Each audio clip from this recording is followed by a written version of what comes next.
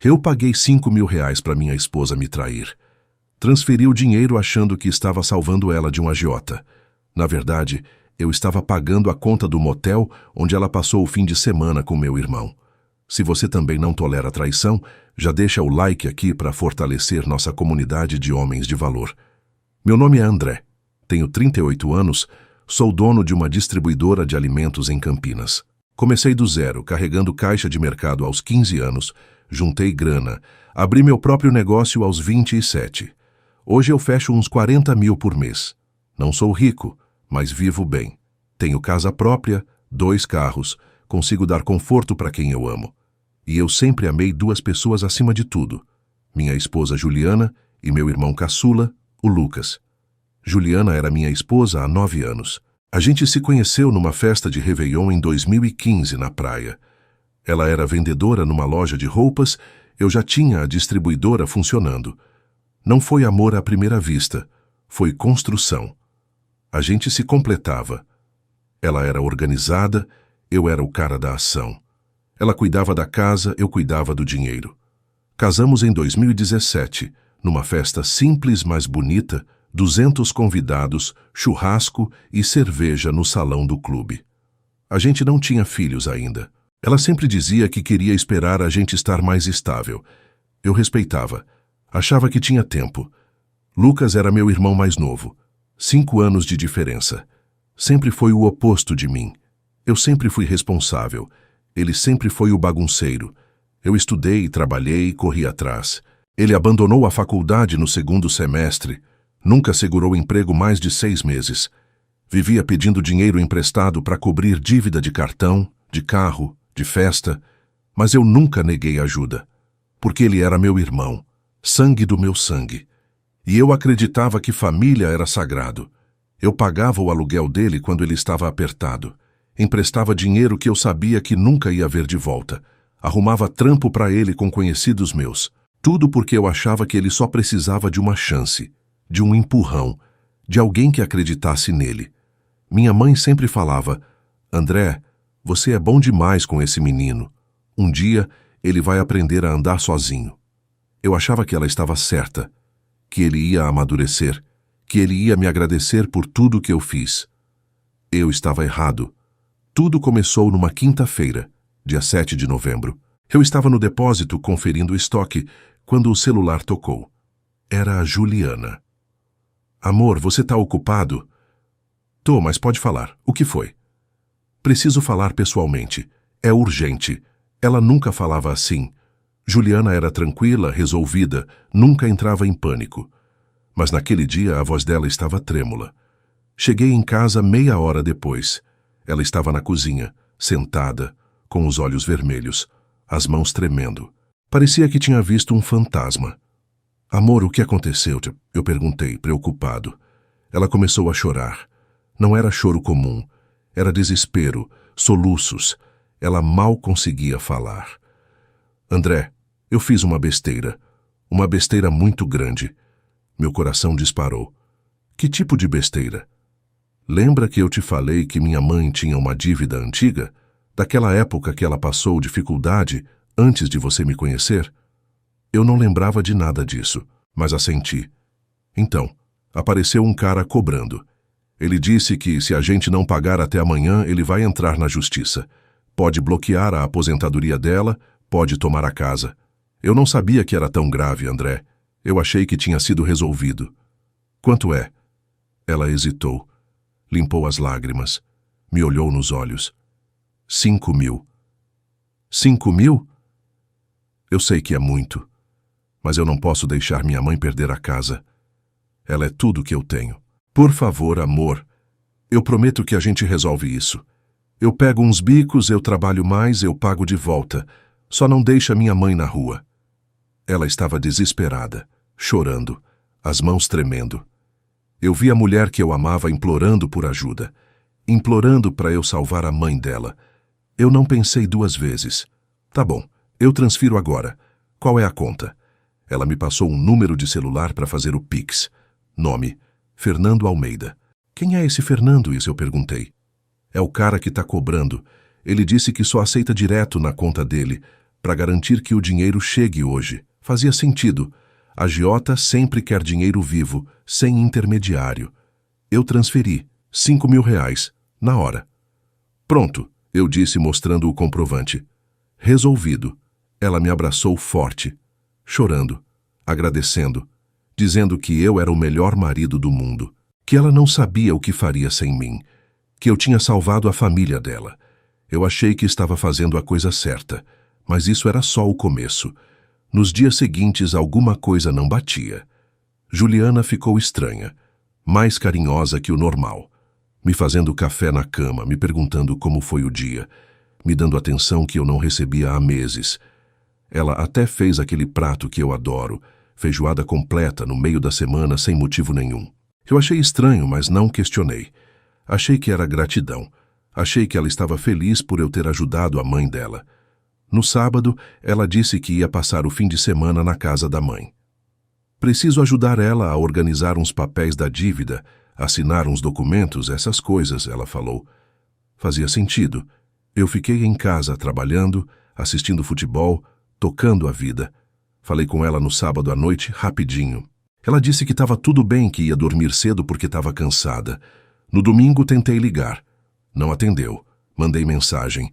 Respondeu só: "Tô ocupada, amor, te ligo mais tarde." Estranhei, mas deixei pra lá.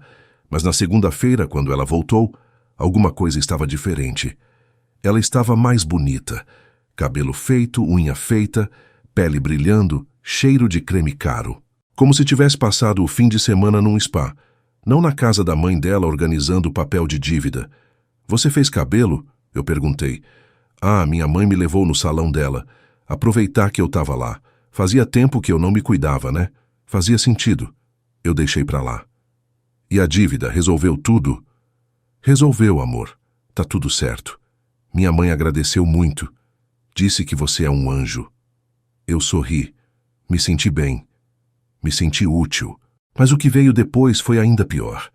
Na quarta-feira eu estava no escritório quando recebi uma ligação do Lucas. "Mano, tá aí?" "Tô. Que foi?" "Preciso de uma grana, cara. Coisa urgente." Eu suspirei. De novo. "Lucas, você tá trabalhando?" "Tô, mas o salário só cai semana que vem. E eu tô com umas contas atrasadas. Água, luz, essas paradas. Se eu não pagar, cortam. Só 2.000, mano. Eu pago mês que vem, juro. 2.000. Que ele nunca ia pagar. Como os outros empréstimos que eu já tinha dado e nunca tinha visto a cor do dinheiro. "Lucas, eu acabei de emprestar 5.000 para Juliana resolver um problema da mãe dela. Eu não tenho mais 2.000 sobrando agora. Ainda mais com o fim de ano chegando, as contas da empresa." Ele ficou em silêncio, um silêncio estranho, longo demais. "Ah, entendi. Sem problema, mano. Eu me viro." E desligou. Foi ali que eu comecei a desconfiar. Porque o Lucas nunca aceitava um não tão fácil. Normalmente ele insistia, fazia drama, inventava desculpa, chorava no telefone, dizia que ia ficar na rua, que ia passar fome. Mas dessa vez, ele só desligou. Como se ele já soubesse que eu não tinha dinheiro. Ou pior, como se ele não precisasse mais pedir. Eu fiquei com aquilo na cabeça o dia inteiro. Não conseguia parar de pensar. Não conseguia me concentrar no trabalho. Até que, à noite, quando Juliana estava no banho, eu peguei o celular dela. Ela tinha deixado na mesa da sala desbloqueado. Provavelmente esqueceu. Juliana sempre foi cuidadosa com o celular, sempre bloqueava, sempre levava para o banheiro. Mas dessa vez estava ali, na minha frente. Eu nunca tinha feito isso antes. Nunca tinha vasculhado o celular dela. Porque eu confiava. Porque eu achava que não precisava. Mas alguma coisa dentro de mim dizia que eu precisava olhar. Abri o WhatsApp dela. Procurei a conversa com a mãe dela, Dona Maria. E não tinha nada sobre dívida, nada sobre agiota, nada sobre Fernando Almeida, nada sobre papelada urgente. Na verdade, as últimas mensagens entre elas eram de 2 semanas atrás, conversas banais. "Como você tá, filha?" "Tô bem, mãe. E a senhora?" "Vem me visitar qualquer dia desses." Nada urgente, nada desesperador. Meu coração acelerou. Procurei o nome Fernando Almeida nas conversas. Nada. Procurei agiota. Nada. Procurei dívida. Nada. Abri o histórico do banco dela no app e vi: transferência de R$ 5.000 recebida da minha conta no dia 7 de novembro, quinta-feira, 15h23. E no mesmo dia, 15 minutos depois, às 15h38, transferência de R$ 5.000 para uma conta com o nome Lucas Henrique Ferreira, meu irmão. Eu fiquei olhando para a tela sem conseguir processar. Li de novo. E de novo, achando que tinha visto errado. Mas não. Tava lá, preto no branco. Ela pegou o dinheiro que eu dei para ela e transferiu para o meu irmão. Por quê? Por que ela daria R$ 5.000 para o Lucas? Eles mal se falavam. Ele nunca foi de frequentar a nossa casa. Sempre foi meio distante. Então, por que ela transferiria uma quantia tão alta para ele? A menos que... Não podia ser. Mas a cabeça começou a montar o quebra-cabeça. A viagem de fim de semana, o cabelo feito, a pele brilhando, o carinho exagerado, a ligação do Lucas pedindo dinheiro e desistindo rápido demais quando eu disse não. Eu senti o sangue subir, senti as mãos tremerem, senti vontade de gritar, de quebrar tudo, de entrar no banheiro e arrancar a verdade dela na porrada. Mas eu não fiz nada disso, porque eu precisava ter certeza, precisava de provas, precisava saber exatamente o que tinha acontecido antes de explodir. Eu queria saber o que você faria no meu lugar. Teria explodido ali mesmo ou esperado? Me conta aí nos comentários. Eu não confrontei ela naquela noite. Fingi que estava tudo normal. Jantamos juntos, assistimos TV, fomos dormir. Mas eu não consegui dormir. Fiquei a noite inteira pensando, planejando, tentando entender. No dia seguinte de manhã, eu liguei para o meu contador, um cara de confiança, discreto, que trabalhava comigo há anos. Beto, preciso que você rastreie uma transferência para mim. Preciso saber para onde o dinheiro foi depois. Isso é meio complicado, André. Eu não tenho acesso ao banco do Lucas. Isso seria invasão de privacidade. Mas você conhece gente que tem, né? Faz o que for preciso. Eu pago o que for. 2.000, 3.000, o que precisar. Só descobre para onde foi esse dinheiro. Ele hesitou. André, tá acontecendo alguma coisa? Tá. E eu preciso saber a verdade. Por favor, Beto. Tá bom, me dá uns dias. Levou 3 dias. 3 dias que pareceram 3 meses. 3 dias em que eu fingia normalidade em casa, trabalhava no automático, não conseguia comer direito, não conseguia pensar em outra coisa. Na sexta-feira, Beto me ligou. André, consegui. Mas você não vai gostar. Fala. O dinheiro que a Juliana transferiu para o Lucas foi usado para pagar uma estadia de 2 dias no Villa Sunset Resort, em Atibaia. Um resort caro, diária de $1.200, mais $800 em consumo de restaurante e bar, mais $500 em spa. Total, $4.900, quase exatamente o valor que você transferiu para Juliana. Eu fechei os olhos, respirei fundo. Tem mais, ele continuou. Eu pedi para um contato meu no resort checar a reserva. Nome do hóspede: Lucas Henrique Ferreira. Acompanhante registrada: Juliana Carvalho Ferreira. Eles chegaram na sexta-feira, 8 de novembro, às 14 horas. Saíram no domingo, 10 de novembro, às 11 horas. Minha esposa. Eu fiquei em silêncio. Beto perguntou se eu estava bem. Eu desliguei. Fiquei sentado no escritório sozinho, olhando para a parede, tentando processar o que eu tinha acabado de ouvir. Não era só traição. Era traição com o meu irmão. Com o cara que eu ajudei a vida inteira. Que eu paguei aluguel, que eu dei dinheiro, que eu tratei como família, que eu considerei meu melhor amigo, mesmo quando ele me decepcionava. E ela, a mulher que eu jurei proteger, que eu dei tudo o que eu podia, que eu nunca neguei nada, que eu sustentei, cuidei, amei. Eles me usaram, me fizeram de idiota, me fizeram pagar pela minha própria traição. E pior, me fizeram acreditar que eu estava sendo um herói, um bom marido, um cara que salvava a família. Eu senti algo dentro de mim se quebrar. Não foi raiva, foi desprezo, foi nojo, mas eu não ia deixar barato. Se eu soubesse o que ia descobrir naquela noite, eu passei os dias seguintes planejando, silencioso, calmo, fingindo que estava tudo bem. Juliana continuava agindo normalmente, carinhosa, atenciosa, como se nada tivesse acontecido. Fazia comida, perguntava do meu dia, me dava beijo de boa noite. Cada gesto dela me dava mais nojo, mas eu segurava, porque eu precisava do momento certo. Lucas ligou mais uma vez na segunda-feira seguinte, pedindo dinheiro de novo. Mano, consegue me emprestar aqueles 2.000 que eu te pedi semana passada? Eu tô realmente apertado aqui. Não tenho, Lucas. Desculpa. Cara, mas você sempre tem. Você tem uma empresa, ganha bem. Só 2.000, mano. Eu pago mês que vem. Eu falei que não tenho, tchau. E desliguei na cara dele. Eu ouvi ele tentar ligar de novo. Não atendi. No sábado, tinha almoço na casa dos meus pais, como todo segundo sábado do mês. Tradição de família desde que eu me lembro. Meu pai fazia churrasco, minha mãe fazia salada e arroz. A gente se reunia, conversava, ria. Meus pais, eu, minha irmã mais velha Carla e o marido dela, Lucas, e agora a Juliana, que já fazia parte da família há 9 anos. Juliana e Lucas sempre iam. E dessa vez não seria diferente. Mas antes do almoço, na sexta-feira à noite, eu liguei para Dona Maria, sogra, mãe da Juliana. Dona Maria, tudo bem? André, que surpresa. Tudo bem, sim, e você? Tô bem. Dona Maria queria tirar uma dúvida com a senhora. A Juliana me pediu um dinheiro semana passada. Disse que era para pagar uma dívida urgente da senhora. Com um agiota. A senhora lembra disso? Silêncio do outro lado. Dívida? Que dívida, André? Eu não tenho dívida nenhuma. E nunca tive agiota atrás de mim. Graças a Deus. A senhora tem certeza? Absoluta. Por que a Juliana falou isso? Deixa pra lá, Dona Maria. Foi mal entendido meu. Desculpa incomodar. Desliguei antes dela fazer mais perguntas. Agora eu tinha tudo. A mentira confirmada, as provas, o rastro do dinheiro. Tudo o que eu precisava. Cheguei na casa dos meus pais meio-dia. Juliana veio comigo no carro.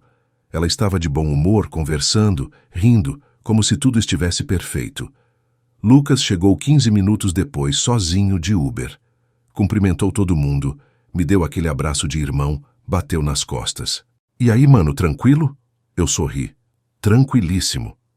Meu pai estava na churrasqueira virando as carnes, minha mãe na cozinha temperando a salada, minha irmã Carla estava na sala com o marido dela, conversando sobre a viagem que eles tinham feito para o Nordeste.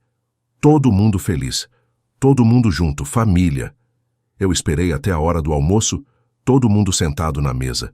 Pratos cheios de picanha, linguiça, vinagrete, farofa, cerveja gelada, risadas.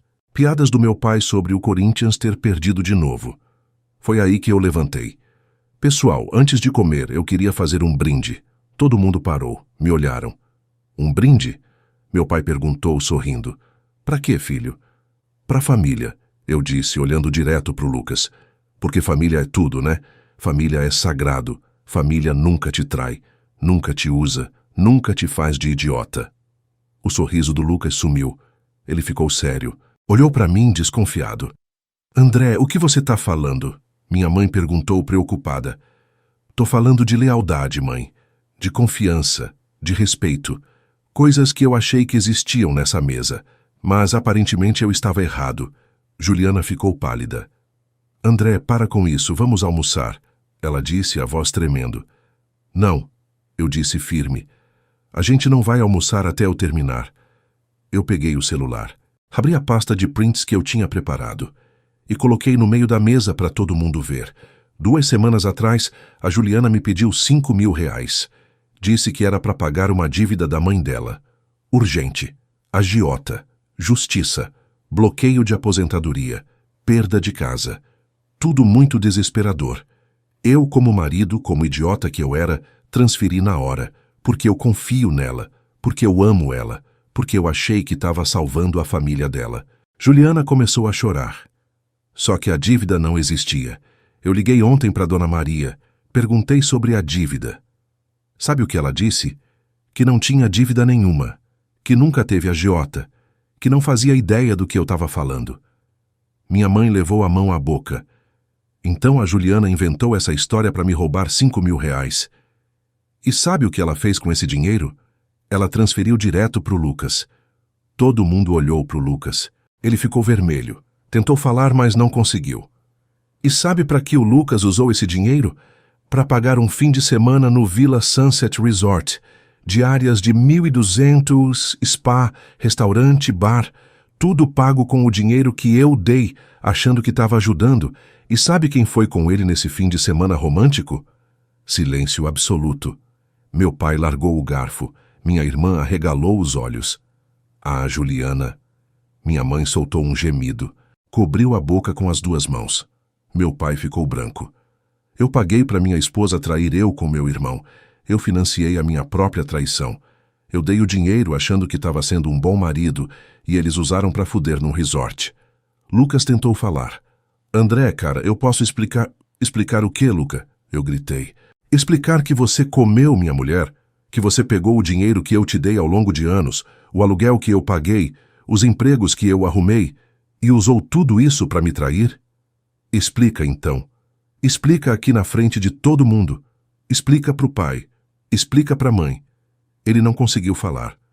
Ficou parado olhando para o prato. Juliana levantou chorando. André, por favor, vamos conversar em particular. Não. A gente vai conversar aqui, na frente da família que você tanto respeita. Quantas vezes, Juliana, quantas vezes você transou com meu irmão? Ela não respondeu. Quantas vezes? Eu não sei. Algumas. Eu não sei. Foi um erro, ela gritou, chorando. Um erro que durou meses. Um erro que você repetiu várias vezes. Um erro que você me fez pagar. Meu pai se levantou. Devagar. A mão dele tremendo. Ele olhou para o Lucas com uma expressão que eu nunca tinha visto. Não era raiva. Era decepção. Era dor. Era vergonha.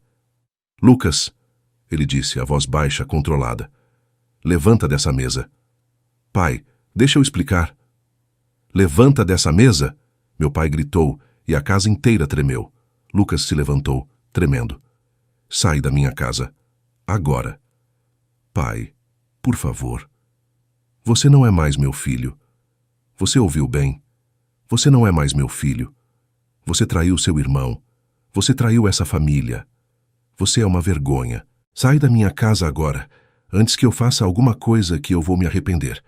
Lucas tentou falar de novo. Meu pai deu um passo na direção dele. Lucas recuou, assustado. Sai! Lucas pegou a mochila. Saiu correndo. Ouvi a porta bater. Minha mãe estava chorando. Carla me abraçou chorando também. Juliana caiu de joelhos implorando. André, por favor, eu te amo. Foi uma fraqueza. Eu estava confusa. A gente pode resolver isso. Eu faço qualquer coisa. Por favor. Eu olhei para ela e senti nada. Nenhuma pena. Nenhum amor. Nada. Juliana, você não me ama. Você me usa. Você sempre me usou. E agora acabou. Eu peguei outro papel da pasta. Essa aqui é uma notificação extrajudicial.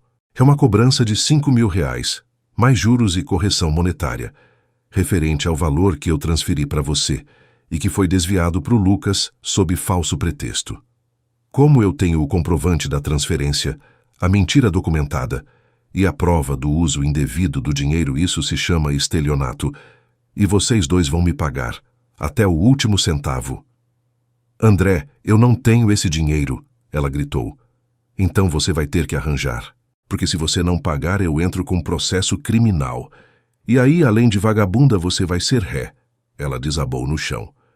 E mais uma coisa, eu já entrei com pedido de divórcio. Você tem até segunda-feira para sair de casa e pode levar só suas roupas, o resto é meu. A casa tá no meu nome. Os móveis eu comprei. O carro é meu.